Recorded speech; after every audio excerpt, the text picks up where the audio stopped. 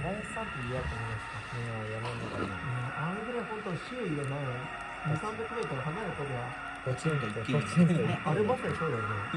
たまに思い出すけど、ポツンと一軒家みたいな。出ましたまじいね。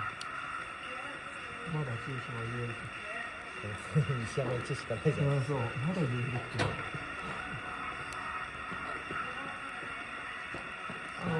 23号バイパスじゃなくて、23号バイパスか。塩見坂の方に行くと、もう北側の方も繋がってるじゃないですか。なんかすごい懐かしい感じしますもんね。朝影さんとか、牛かったりね。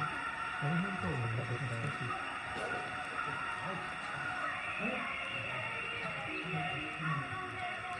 不思議なもんでね、団地とかね、覚えてるやつ覚えてますね。